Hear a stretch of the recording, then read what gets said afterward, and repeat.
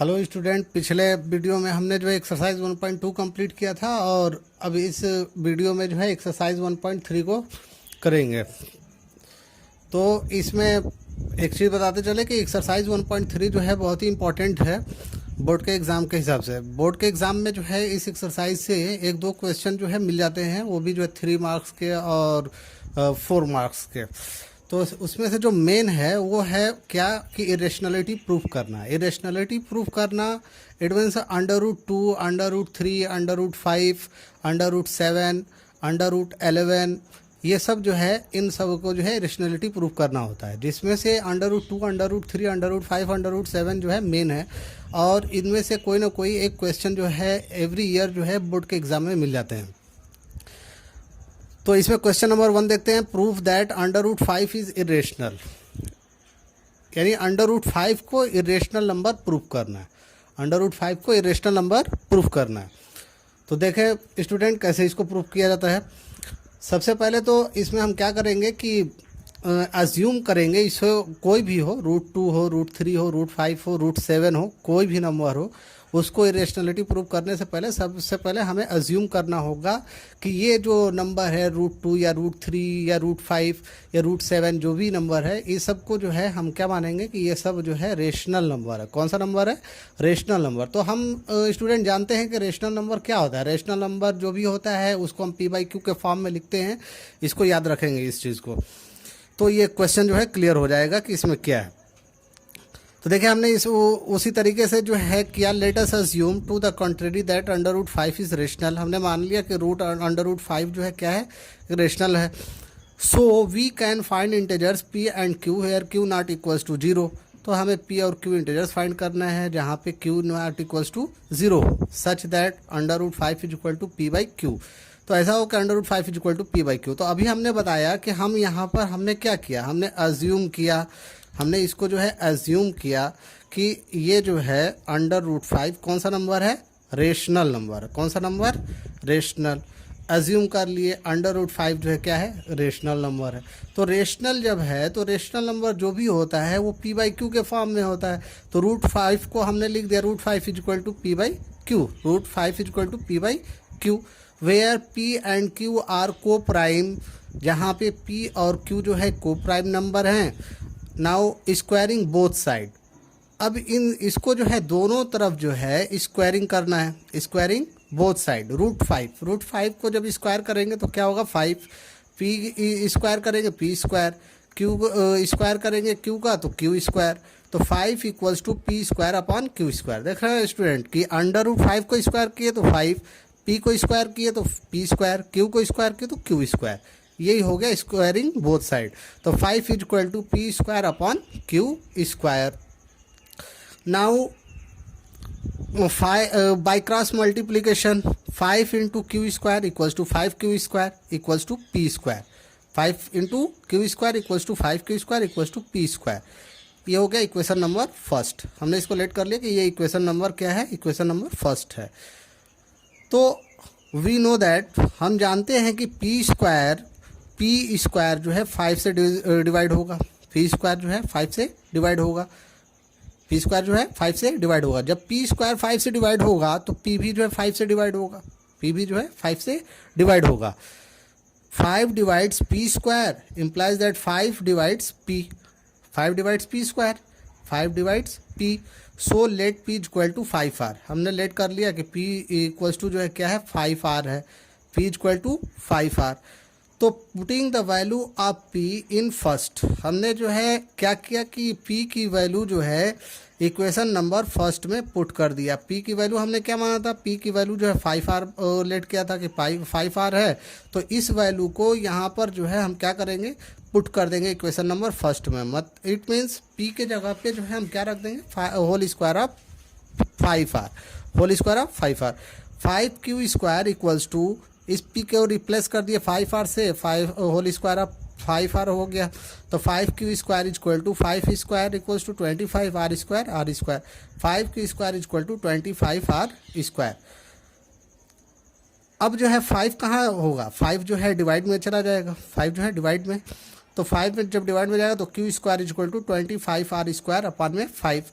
अब 25 को 5 से डिवाइड करेंगे कितना आएगा 5, कितना होगा result 5 r², q² equal to 5r²। तो अब यहाँ पे भी देखें तो q² जो है 5 से डिवाइड हो रहा है, तो जब q² 5 से डिवाइड हो रहा है तो q भी जो है 5 से डिवाइड होगा, q भी जो है 5 से, जब q² 5 से डिवाइड है, q² जब 5 से डिवाइड है तो q भी जो है 5 से डिवाइड होगा। तो 5 divides q² implies that 5 divides q, 5 divides q, 5 divides q² implies that 5 divides q। p and q have at least 5 as common factor। तो अब हम देख रहे हैं कि p और q के यहाँ पर हमने देखा कि p² जो है डिवाइड हो रहा था 5 से और p भी डिवाइड हो रहा था 5 से। यहाँ पर हमने देखा कि q डिवाइड हो रहा था 5 से और q² भी डिवाइड हो रहा था 5 से और q भी जो है 5 से डिवाइड हो रहा है। तो p and q have at least 5 as common factor. तो p और q के कम से कम इतने तो हैं कि 5 उसका एक फैक्टर है, p और q का एक कम से कम एटलीस्ट जो है 1 फैक्टर 5 तो है, कॉमन फैक्टर है, जो कि p को भी डिवाइड कर रहा है और q को भी डिवाइड कर रहा है। But this contradicts the facts that p and q have no common factor. लेकिन क्या था कि हमारा जो कॉन्ट्राडिक्ट्स था कि उसका p और q के जो है कोई कॉमन फैक्टर नहीं होंगे। So our assumption is wrong, हमारा एज्यूम्शन जो है क्या है, रॉन्ग है। जो कि हमने माना था कि इरेशनल है वो जो है रॉन्ग है, इसलिए √5 जो क्या है इरेशनल नंबर है। तो याद रखें कि अगर ये √5 के प्लेस पर √5 के प्लेस पर अगर √2 हो जाता है, √3 हो जाता है, √7 हो जाता है, तो सब की प्रोसेस जो है यही होगा, इसमें कोई चेंजिंग नहीं होगी, वर्ड बाय वर्ड यही करना है, सिर्फ जो है डिजिट नंबर जो है चेंज हो जाएंगे और बाकी सब जितने भी प्रोसेस हैं वो सब वैसे ही होगा। अब क्वेश्चन नंबर 2 को देखते हैं। क्वेश्चन नंबर 2 क्या है, प्रूव दैट 3 + 2 √5 इज इरेशनल।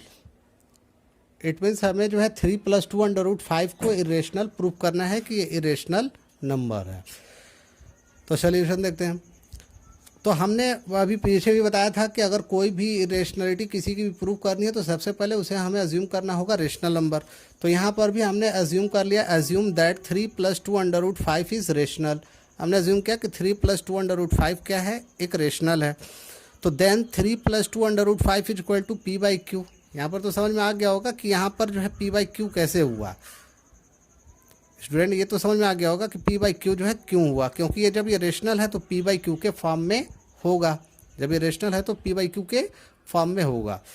तो यहाँ पर हम क्या करेंगे कि इसको बताते चले कि जब भी ऐसा हो, टर्म ज़्यादा हो जाए, तो उसमें क्या करना है कि हमें जो रूट वाली वैल्यू है उसे छोड़ करके बाकी सभी वैल्यू को ट्रांसपोज कर देनी है, बाकी सभी वैल्यू को ट्रांसपोज कर देना है। तो यहाँ पे +3 था, उसको ट्रांसपोज किया -3 हो गया। फिर उसके बाद जो है यहाँ पर 2 √5 रिमेनिंग हुआ p/q और ये +3 उधर ट्रांसपोज किया -3 हो गया। फिर यहाँ पे 2 √5 इक्वल टू p/q -3। तो अब इसको q से 3 को मल्टीप्लाई किया, कितना हो गया 3q, कितना हो गया 3q, p -3q upon whole upon क्या हो जाएगा q, whole upon q। 2 √5 equal to p -3q upon q, whole upon q। तो यहाँ पर अभी हमने बताया कि सिर्फ रूट वाली वैल्यू हमें छोड़नी है। तो रूट वाली वैल्यू जो है सिर्फ √5 है, तो √5 को छोड़ दिए, 2 कहाँ जाएगा, 2 डिवाइड में जाएगा।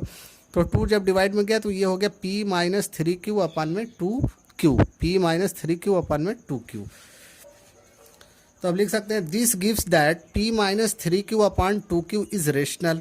तो हम देख रहे हैं कि p -3q upon whole upon 2q is rational, but √5 is an irrational. लेकिन √5 क्या है, एक इरेशनल है। देयरफॉर, इसलिए द अज्यूम्शन इज रॉन्ग। जो हमने माना था वो क्या माना था, रॉन्ग माना था। अज्यूम्शन हमारा जो है क्या था, गलत था। Hence 3 + 2 √5 is irrational. इसलिए 3 + 2 √5 जो है क्या है, इरेशनल नंबर है। क्योंकि जब ये इरेशनल है तो ये भी जो है क्या होगा, इरेशनल ही होगा। भले ही इसमें जो है कि रेशनल ये आ रहा है, कि रेशनल क्यों आया, क्योंकि हमने जो है अज्यूम किया था कि ये रेशनल नंबर है इसलिए। तो लेकिन जो अज्यूम किया था वो क्या था, वो गलत था। और ये जो है क्या होगा, ये जो है इरेशनल नंबर होगा। ये पूरा जो है 3 + 2√5 जो है क्या हो जाएगा, इरेशनल हो जाएगा। तो स्टूडेंट ये भी बताते चले कि इसमें कि कोई भी क्वेश्चन हो, प्लस में माइनस में जो भी हो, ये सब वैल्यू को जो है हम इसी तरीके से करेंगे, रूट वाली वैल्यू छोड़ करके बाकी सबको हमें ट्रांसपोज कर देनी है।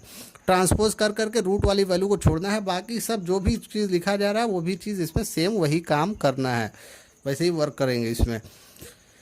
उम्मीद कि स्टूडेंट समझ में आ गया होगा। बाकी जो है ये थोड़ा सा हार्ड था, इस वजह से जो है मैंने इसको यहीं तक कराने दिया। फिर उसके बाद जो है नेक्स्ट वीडियो में देखेंगे क्वेश्चन नंबर 3 उसमें। और इसको जो है प्रैक्टिस जो है कर सकते हैं, अगर किसी के पास एनसीईआरटी की बुक अवेलेबल हो तो उस बुक से जो है ऐसे एग्जाम्पल में भी क्वेश्चन दिए हुए हैं, उस एग्जाम्पल को करिए। वो एग्जाम्पल के क्वेश्चन भी जो है बोर्ड में आते हैं। एवरी ईयर जो है एग्ज़ाम बोर्ड एग्ज़ाम में जो है वो एग्जाम्पल के भी क्वेश्चन आ जाते हैं, तो उसे भी जो है देखना है, उसे भी प्रैक्टिस कर लेना है और इसको भी जो है अच्छे से प्रैक्टिस कर लीजिए। Thank you.